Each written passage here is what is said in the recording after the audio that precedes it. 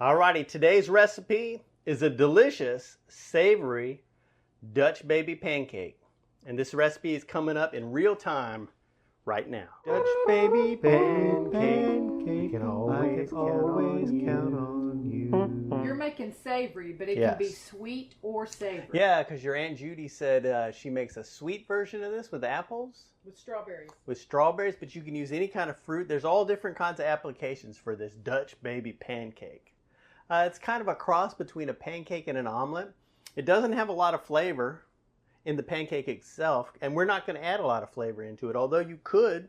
Camera Girl has made this with a lot of butter the first 2 times she made it. We're going to use less butter on our version today and see how it turns out, because she did a consult with her aunt for some tips and suggestions, and her aunt uses more oil than butter, so we're going to go that way today and see how it turns out. But I'm going to do a savory version today, so we got lots of stuff already chopped up over here. But the first thing I'm going to do is get my oven preheated.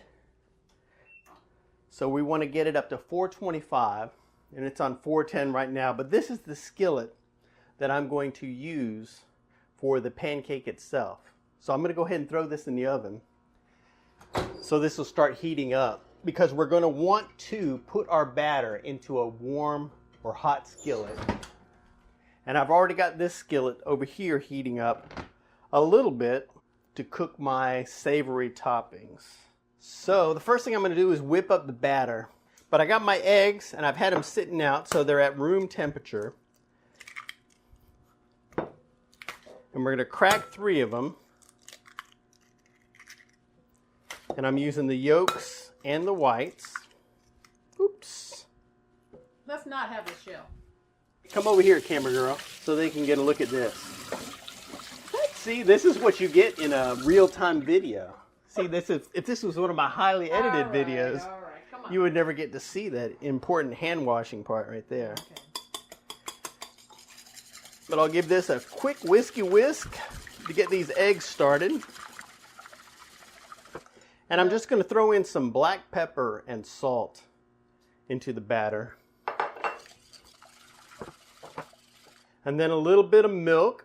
And I've had this milk sitting out too, so it's at room temperature. And then I'm going to add in some all-purpose flour. That's the amazing part. That's the magic of this dish.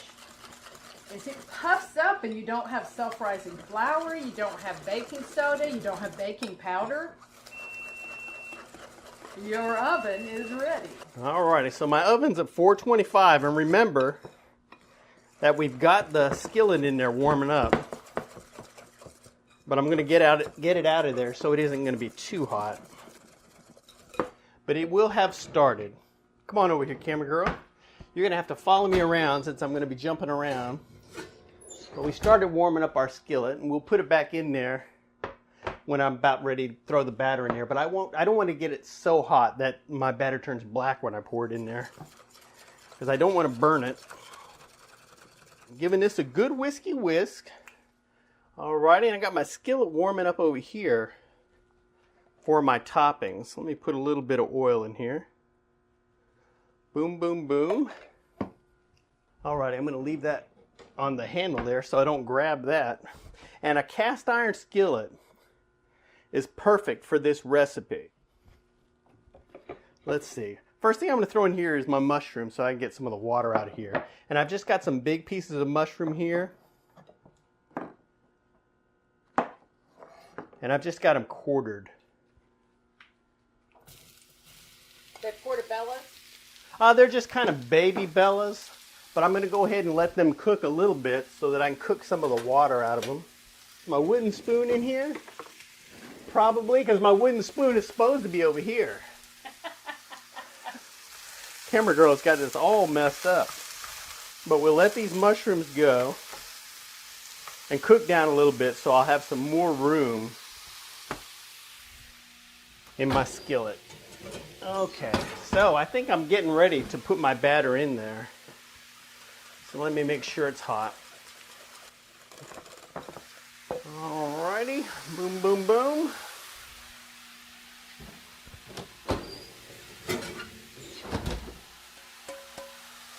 I think that's going to be hot enough. And I'm going to do a mixture of oil and butter. So I'm going to throw me some butter in here to melt. Now, Camera Girl has made this 2 times, and you used all butter both times, didn't you? I did. So we're going to use just half the butter that Camera Girl used before. And then we're also going to use some oil. And we probably used twice as much oil as that when Camera Girl made it before. The first time. Yeah. But I'm heating up my skillet here. I also had it in the oven and I put it here on a burner because I want to make sure my skillet is hot. And that oil is hot when I put my batter in there. Hot but not burnt. Hot but not burnt. So you can see it's bubbling away. Boom, boom, boom. So I'm going to take my batter and I'm just going to pour it in the skillet here. And I've already got my oven preheated at 425, which is important because the moment we put this in the skillet, we're going to transfer it right into the oven. Alrighty, so we'll just pour it in here. Getting a good shot there, Camera Girl? I believe so. Alrighty, and as you can see, the oil has kind of come around over the batter a little bit, but that's perfectly fine. In fact, like I said, we had actually used more oil and butter in previous incarnations. But I'm going to throw this in here, and I've only got 1 rack in here because this is going to rise up out of the skillet. So you don't want to slide it in there too close to another rack. And now I've got the oven closed. It's at 425, and I'm not going to open this again until I'm ready to take it out. Because it's almost going to lift like a souffle. You're not going to be able to see in there very well. Can you see? Yeah. Well, we'll take a look at it in a minute and see how it's coming up. The magic. So while that's cooking away, I'm just going to work on my topping over here. Should have started this a few minutes earlier, but we're going to have to live with however it's going to work out. Let's see. Now I've got a number of seasonings that I'm going to use in this dish. I've got some garlic powder. I got a little smoked paprika. I got some chili powder. And I got some salt. And then we put a little bit of salt and pepper into our egg batter. But the first time Camera Girl made this dish, which was a couple weeks ago when she got back from Georgia and her aunt's consult, and she made it and I was blown away by how delicious it was. I mean, it was fantastic. And then this past time she made it, a few days ago, it was okay. Careful. It was okay. I mean, it looked perfect, but it wasn't as tasty. And that's because she used less seasoning. So I'm going a little overboard on the seasoning this time because we think that might be the key. Because the actual Dutch Baby Pancake doesn't have a lot of flavor, or at least not the way we're making it. So most of the flavor is going to come from however you top it. Now let me move these mushrooms off to the side because the water's starting to cook out there. And I'm going to go ahead and throw my onions in here and let my onions start to color up.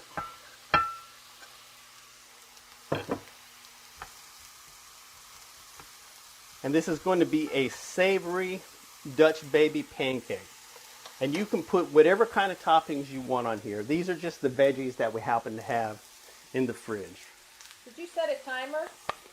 No, because we're going to eyeball it and take a look and see. But what is it? It's about. It went in there probably. I'll check the time on the video, but it's probably been about 3 minutes. But we'll see. Here, come over here and look at that. I'm going to put some Italian seasoning in here while this is wet and cooking down. And when you're using dry seasonings like this, you know, especially these dry herbs, if you rub them between your hand like that, you can really smell the flavor. It really releases a lot of the aromatic. You're going to go take a peek at it? Yeah, it's a little early. Just barely creeping up. Okay, well, it's only been a few minutes. Right. Alrighty. So now I'm going to mix up my onion and mushroom. And then I'm going to throw some tomatoes in here off to the side. And I want to let those be on the bottom of the pan because I want to get a little bit of sear on this tomato. We've really been enjoying that seared tomato flavor. Come on over here, camera girl. Let's take a look at this here. Because I was going to use this, and I think this would be really good to use some sun-dried tomatoes in this dish, but I've got those tomatoes that are getting old, so I'm going to get those out of the way. But if you use some of those sun-dried that aren't in water or oil, you might have to hydrate them for just a few minutes before you put them in the pan. Oh, yeah, that would be a good idea, because we're not going to have stuff going in this pan for very long. So we'll get a little sear on there, and then I've got some garlic that I've chopped up. And this is probably 4 cloves right here, but you can really adjust these flavors. Boom, boom, boom. And then for the green part, to add a little bit of color to this dish, I'm going to use kale. And I've got just 3 stems like this chopped up. And I've taken the leaves off of the stem and tore those up. And then I've got the stems kind of minced up a little bit because I want these stems to cook down a little bit. I was going to say, they need to get in there. That's right. I should have put those in earlier. With the onion. But I forgot about them. You're right. But let me go ahead and stir these tomatoes around for a second. See, getting a little bit of color on there. And that'll add a nice little flavor to these tomatoes. Boom, boom, boom. The peppers and the kale you could add to the other side. Let's see, I'm going to add them right in here. The kale's already in there. So I got everything in here except for my leafy kale. Now see, you got peppers here, tomato and kale stems here, and mushroom and onion here. This is like the worst Neapolitan ice cream you could ever give a child. We were talking about Neapolitan ice cream the other day. And I mean, I hated that when I was a kid. I just didn't get it because when you're a kid, you know, you want strawberry and chocolate. And then the vanilla ice cream in there, you're like, oh my God. That's the last part of the Neapolitan that's left. And now that I'm an adult, I eat the vanilla. That's how you know you're getting old, when you start to enjoy vanilla ice cream. No, because vanilla is versatile. You can put any kind of toppings on it. Yeah. Alrighty, look at this. It's cooking down quite a little bit. So I'm going to go ahead and throw this seasoning in here. And that is actually quite a lot of seasoning. Yes, that's a Chef Buck seasoning. Yeah, but you can really adjust the amount of seasoning that you use. But don't be shy with it. Because we've got all of that egg and we've got all of that flour. And that's cooking up. And you know, this flavor, you're going to need this flavor here to offset that. Let me stir this in here. You're going to go take a look at it? Well, how's it looking? Can you see through that misty, foggy window? Yeah, it's starting to come up the sides of the pan. Let me see. It's hard to see, but... Okay, yeah, it almost looks like a pie crust in there. In fact, there's one side, it's already higher than the side of the pan. Yeah, because it's going to lift. Oh, and it's pulling away. Oh, it's beautiful. Okay, well, we'll see. But it's almost going to form a cup and rise up into a bowl shape. And then when you pull it out, it's going to settle. It's going to drop, almost like a souffle. But it's supposed to. But it is supposed to. So don't be disappointed when you pull it out and it starts to go down and drop. Tell it to hurry up. Well, come on over here, camera girl, and look at this here. But look how quickly it's grown. Just No. Oh, is it visually going? Yes. But Okay. it's not golden yet. Okay. All right, well, come on over here because I'm going to get this off of the burner because we're shooting a video, so I can't turn on the vent.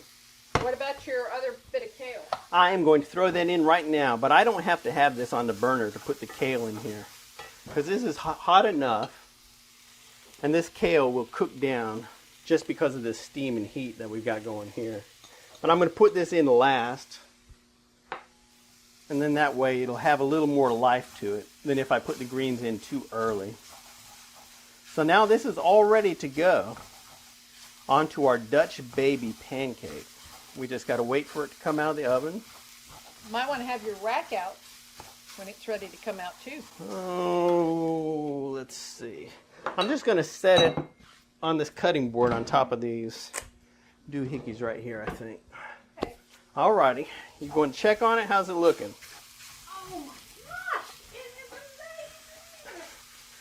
Okay, well, you're going to have to say that loud because it's not going to pick you up on the microphone over here. It's amazing. It's magic. Okay. We'll give it another minute then because you don't want to pull it out too early because I don't want to pull it out and then find out it's not quite ready and then put it back in because it's going to interfere with the magic. Yes. Something like that. It's a very magical dish. Yes. But to add some creaminess to this, I'm going to put a little bit of cheese in here. You could also just sprinkle it on the pancake. I could. In fact, I think I will. I think I Yeah. will put some on the pancake on the bottom before I put this in here. But I'm going to go ahead and put a little bit of this in here because this is not freshly grated Parmesan. Yeah. So it doesn't melt as easily. Because it's got a little anti-caking stuff on it probably. Yeah. So I'll just stir this in here a little bit. And not too much because Parmesan has such a strong flavor. But it'll be a nice little flavor, especially since I put that Italian seasoning in there. Ooh. But I'll stir this cheese up in here. Now this is going to be ready to go. What do you think, Camera Girl? You think it's ready to come out? I mean, you've got some brown on it. It's amazing this doesn't taste more eggy. Yep, it hasn't tasted eggy at all. It's kind of been a mix of flour and egg. And I sort of opened it up, so we're kind of committed. Yeah. And look at that. Look at this bowl. I think we took it out at just the right time. Beautiful. Well, let's see. Now we're going to let it sit for a few moments and collect itself. You see it's already starting to drop. It's already starting to settle down. It's almost like an accordion going down in there. And that's okay. But you don't want to dig into it right away because it might be stuck onto the bottom a little bit. Especially since we used less oil and less butter this time. So we're not exactly sure what's going to happen because it's come up pretty easily the last couple times we've done it. I think it'll be great. We'll see. But while it's still hot or warm, I'm going to go ahead and sprinkle a little bit of cheese on the bottom here. And that way when I put this hot topping on here, that'll help to melt this cheese a little bit more. Well, it's still hot now. Yeah. Ooh, now don't overdo it. You're right. Parmesan, a little goes a long way. Alrighty. Camera Girl, put the kibosh on the Parmesan. Wow, that's just beautiful. So let's see. See, it's coming up pretty easily. It's not sticking. Yes. And the bottom isn't dark at all. It was a little darker when we were using the butter on the bottom. It was definitely darker. We put this here in the center rack in the oven. And like I said, you see how it lifts up. And when Camera Girl did it the other time. Watch this. Dun dun dun. What kind of monster is that? I know. Look, it's still crackling away. Look at this. This looks like some from John Carpenter's The Thing. No, it's beautiful. It was so high, so you want to make sure not have a rack directly over top, because it will rise up into the rack. Well, all right, we got to get close to eating. You know what? Since this is real time, you're going to put that in there, right? Well, I'm going to try to get this out of here before I put the stuff in because it'll be easier to move over to the plate, I think. Wow. Okay. We'll try and see what happens. Well, you got to get some photos for the video. Alrighty. Ooh.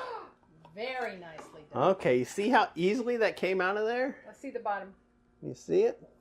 So it could have been a little darker if you put it I don't on know. the bottom right. Yeah, I think that's plenty dark enough. Yeah? No, it's beautiful. Alrighty, so let me grab my skillet right here. And we've got our nice topping already ready. And I've got way, way too much topping. Are you kidding? There's no such thing. You can just serve some on the side. Is that what you mean? Yeah. I think I might not put all of this in here, but my tomatoes were getting old. So I wanted to use them all. I'm going to cut my oven off here because that makes a lot of racket. This kind of almost looks like a pizza. Yeah. Well, and it's as versatile as pizza toppings. You can put whatever you've got to get rid of and that tastes good. It's prettier in the cast iron skillet. This looks like a fancy dish, but it's easy to make with just a few little tips. And you see how tall it was, and now it's really dropped down to nothing. It's about a ½ inch tall now. Before we dig into this here, I gotta go take some pictures. of this here for the thumbnail. You know, I think it's kind of got a big head now. It thinks it's a star. But I'm going to slice it up and give a taste test. And I'm going to get it off this plate so that I can cut it up. And I just put it on here for a picture. But let me see. Look at that structural integrity. Bum, bum, bum. All right. Stick it down there. Even though I've got way too many toppings on here. You don't have to put this much topping on here. I mean, this is a lot. But you do want to eat it hot. So. Yeah. Well, it's still hot. I mean, it was hard to hold out there. But I'm going to slice it like a pizza. So we've got myself to feed. Camera Girl's mom is here so she can get a piece. Honey, you and I can eat one of these by ourselves. Make sure I get some mushroom. Boop.